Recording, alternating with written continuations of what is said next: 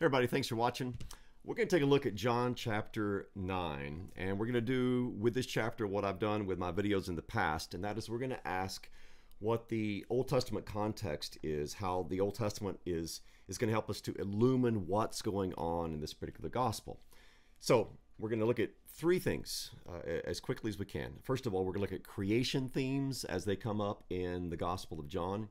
Secondly, we're going to look at the twofold connection that the themes of seeing and blindness have. And this twofold connection is one with the restorative work of the Messiah, which we see in the Old Testament, prophesied especially in Isaiah. And then secondly, we're going to look at the connection between sight and blindness as it is reflected in the theme of idolatry, and how those who worship false gods are resembling what they revere, how the blindness of these idols affect those who worship the idols. And then thirdly, we're going to look at the theological nature of geography as it's exemplified in John chapter 9, because we have a reference to a pool called the Pool of Siloam, or in Hebrew, the Pool of Shiloah, and how the Old Testament roots of this particular pool are going to help us to understand kind of the in-between the lines message that Jesus is sending by telling this guy, this blind guy, to go and worship in the Pool of Siloam. So that's what we're going to look at. First of all, what's the story about? Well, very briefly, Jesus and his disciples encounter a man who's born blind. Jesus says he's going to heal him to display the works of God. He does that by strange method. He spits on the ground and he makes clay out of this, and then he puts it on the man's eyes and says, hey, go to the Pool of Siloam and wash. The guy goes, he washes, and lo and behold, his sight is restored. After that, there's this debate between the man and the Pharisees, and this guy's parents and the Pharisees, because Jesus did this on the Sabbath, and the Pharisees are opposed to any kind of miracles on the Sabbath. And so there's kind of a fight going on back and forth between the Pharisees and this guy and his parents. And then in the end, this man encounters Jesus again. They have a conversation. He comes to believe that Jesus is indeed the Son of Man, the Mashiach, the Messiah, becomes a believer in him. And then Jesus pronounces a judgment upon those who see but don't see. And then he talks about giving sight to those who are blind. So there's a whole lot. It's a long chapter. I'll let you read it on your own. John chapter 9. Okay, so first of all, the creation themes.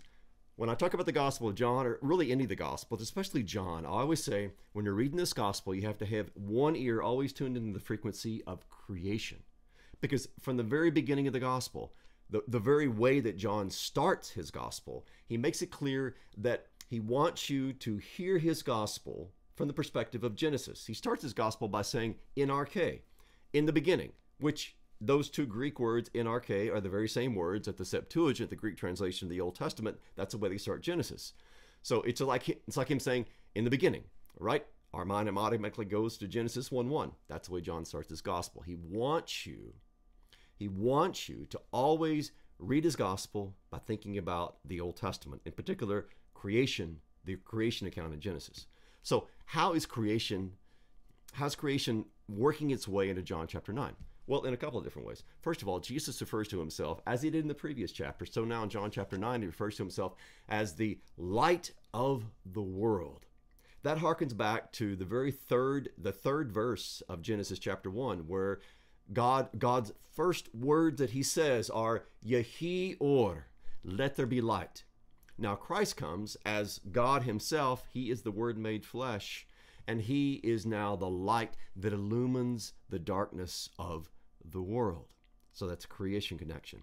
Secondly, when he heals this man, he proceeds in sort of the same way that the Creator did in making Adam, right? You remember that when God made Adam, he made him out of the Adam. He made him out of the dirt of the earth. And so when Jesus restores the son of Adam, when he gives recreative sight, when he recreates sight in this man who's born blind, he does it by using, appropriately, dirt.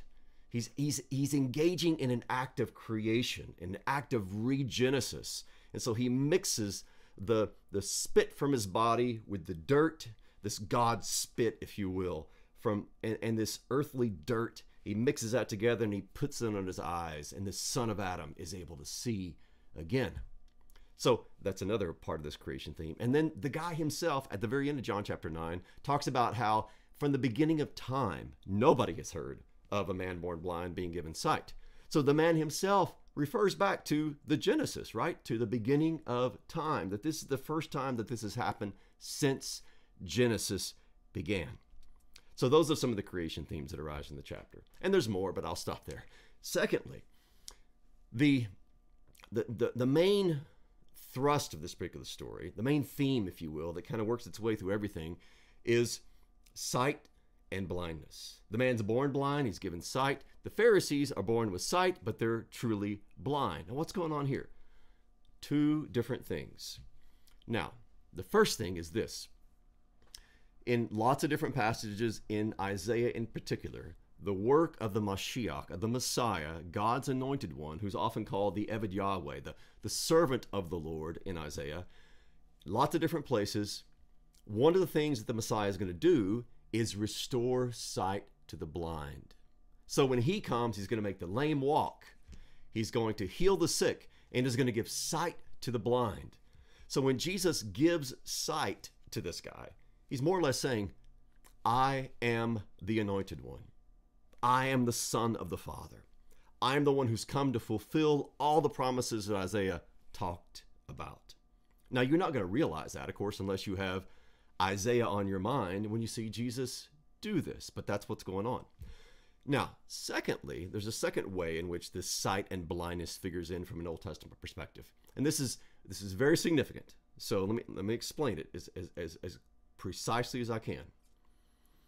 In the Old Testament, you hear very frequently that if you worship false gods, you become like them. You resemble what you revere, as one author puts it. You begin to be like whatever it is that you worship. And this can be good or this can be bad. Of course, as those who are created in the image of God, God wants us to worship him to reflect what we revere. But if we turn from him and worship false gods, we will reflect them as well. How does this work? Well, all over the Old Testament, here's how false gods are described. They have eyes, but they cannot see. They have ears, but they cannot hear. They have hands, but they cannot feel. They have feet, but they cannot walk. And then, as one of the Psalms puts it, those who make them will be like them. You get that? Those who make them will be like them. So just like the idols have eyes but do not see, so their worshipers will be that way. Just like these idols have ears but do not hear, so their worshipers will be that way. They resemble what they revere. So, how does this apply here? Well, in John chapter 9, as in lots of other places, when Jesus talks about people having eyes but not seeing, he is drawing upon this Old Testament way of describing those who adhere to the lie, those who do not worship that which is true. So this is really an insult to the Pharisees. Jesus is basically saying, listen, you aren't worshiping what is true. You're worshiping that which is false. You're clinging to the lies, and these lies to which you cling are affecting how you now stand before God. You're worshiping that which is blind, and so you're blind. You might have eyes, but they don't see. You might have ears, but they do not hear. So that's what's going on here with this whole contrast of seeing but not seeing, and having no sight, but now all of a sudden you're seeing. Then thirdly, what else is going on in John chapter 9? Well, we have this reference to a pool. And this pool is something that's really easy to miss. I mean, you can kind of get the impression that, oh, well, Jesus, well, he had to go wash the clay off somewhere. I mean, Jesus put dirt all over his eyes, right? He's got to wash somewhere, so it happens to be a pool handy, so he sends him that way. That's not the way to read geography. There's lots of different places Jesus could have sent him. He sends him to the Pool of Siloam, which in Hebrew is Shiloach. Now, here's kind of the implicit message that's going on there. If you go back to Isaiah and read chapter 7 and chapter 8, there's a couple different references to this same pool, the Pool of Shiloach. First of all, Isaiah chapter 7, the prophet Isaiah is sent by God to meet wicked King Ahaz at the upper pool, which was probably the Pool of Siloam. And there he confronts him and warns him to trust in God or else. Well, Ahaz, being Ahaz, doesn't trust in God, and so the or else is going to happen. And this or else is what is prophesied in Isaiah chapter 8. God says through his prophet, because Judah did not trust in the gently flowing waters of Shiloah, then I'm going to send upon them the flood of Assyria. This flood of attack and wrath that's going to come upon them. In other words, because they didn't trust in the waters that God had given to them and the pool of Shiloah there at Jerusalem, God is going to bring upon them this foreign flood of enemy power to attack them.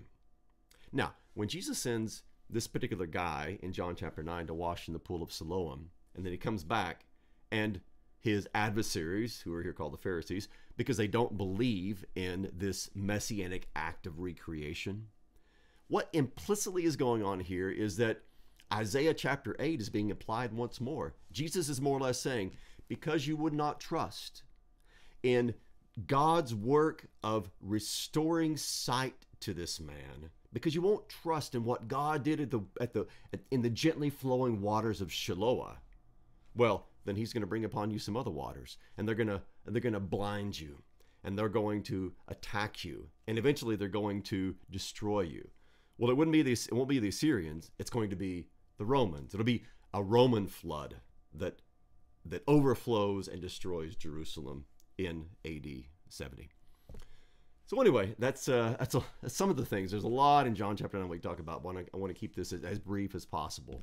So we talked about the creation themes that arise there. We talked about the twofold significance of seeing and not seeing, one connected with messianic restoration, one connected with idolatry. And then thirdly, we talked about the geographical significance of Shiloah or Shiloach. So I hope this was helpful to you. I'm really going to try, I know I've done these videos in the past, I'm really going to try and do these every week. When I look at the upcoming gospel reading in most churches, it's going to be John chapter 9 this particular Sunday in Lent. So thanks for watching. Please be sure, if you enjoyed this and profited from this video, to share it so that others can see it. And I pray that it's going to be helpful to you, whether you are able to make it to church. I know many of us can't because of everything going on, or whether you're at home and watch your pastor on a live stream or something like that. Anyway, I hope it's going to give you a little bit better understanding and a deeper understanding of what's going on in John chapter 9 from the perspective of the Old Testament. So thanks again.